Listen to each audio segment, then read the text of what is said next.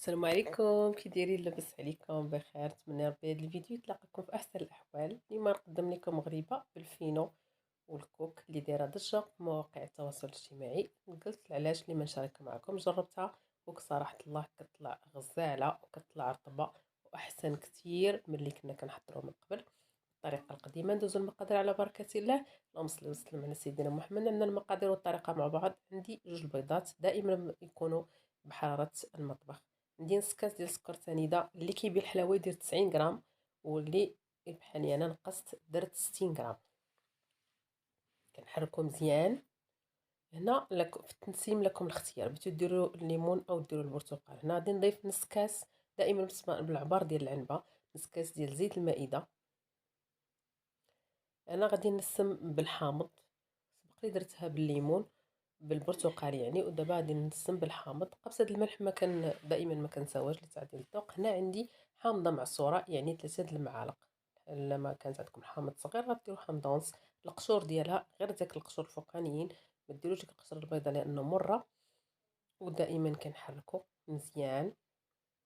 وكنزيدو كاس ديال الكوك للنوعيه الجيده الميدم، اللي ملي كتشريو كتقولوا ليه الكوك الميدم باش ما كيكونش حرش وكيشرب لينا السوائل. كنحركو مزيان بالغرام ما يعادل 90 غرام. هنا الكاس الاول ديال الفينو يكون مقبب ماشي مسوح. مقبب يعني يلا كيجيكم مع هاد المقادير. في حاله ما درتوش الحامض نسمتو غير بفاني، ما بغيتوش ديروا حتى شي نكهه، لانه دوك 3 المعالق كنقببوا الكيسان. كل كاس كيهز 130 غرام. هاد الكميه خدات لي 2 كيسان. الكاس الثاني هو غنبدا نضيفو فيه تدريجيا. وضفت خماره ونص. ملي درتها في الاول انا درت 2 مرات.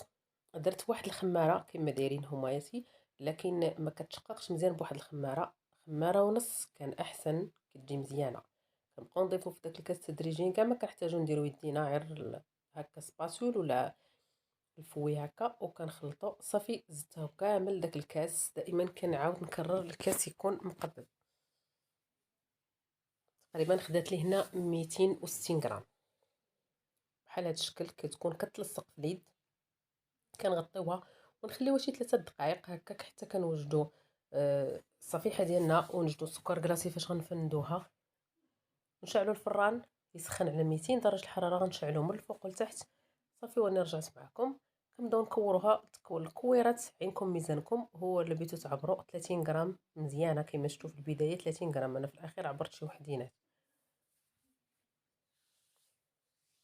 واحسن تكوروا الكميه اللي بغيتو تحطوها في واحد الصفيحه يعني بلاطو ولا بحال هكا، حتى كتكوروا الكميه اللي بغيتو عاد كديروها. ملي كديروها في سكر كلاصي سواء كانت ديال السميده او هاد الفينو، وكتحطوها في الطاوه دوك السوائل كيتشربوا داك السكر كلاصي وكيدخل معاها.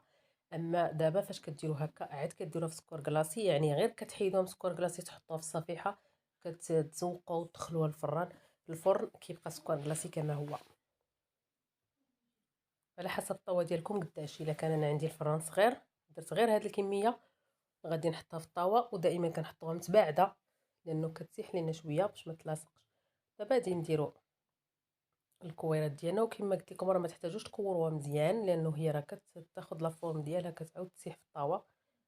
كنمرمدوها مزيان بهذا الشكل كما كتشوفوا. وسكر كلاصي يكون نوعيه زوينه سبيسيال.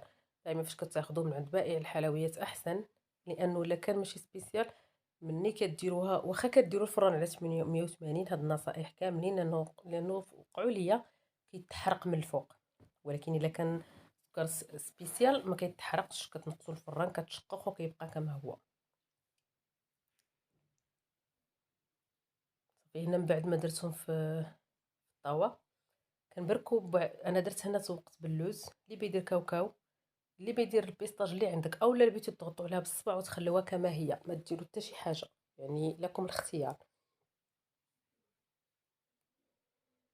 انا توفر عندي هذا القيس تاع اللوز، درتو ماشي كميه كبيره. ما توفرش غتضغطوا بالاصبع ديالكم صافي.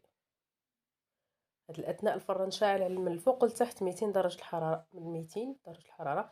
لكن مني غندخلوها غادي نطفيو لتحت ونخليوه الفوق ونقصوا ل 180. درت 200 باش يسخن مزيان. هنا كما كتشوفوا ها هي. هنا راه حتى دوك اللي درت في الطاوه الاخرين اللي بالعجين اللي بقات عندي كلشي زديت هذه الكميه اللي كتعطي. انا كنقربها لكم الكاميرا كتشوفوا كما كتجي، راه كتجي مشققه وكتجي غزاله. وكتجي هشيشه. الكميه كتعطي قليله صراحه، ولكن اللي بغاها يديرها راه كتجي هشيشه وكتجي فنه، كتبقى كما هي واخا تبقى عندكم ما كتشربش ما كتقصحش. صراحه ديال الاخرى كتقصح شويه.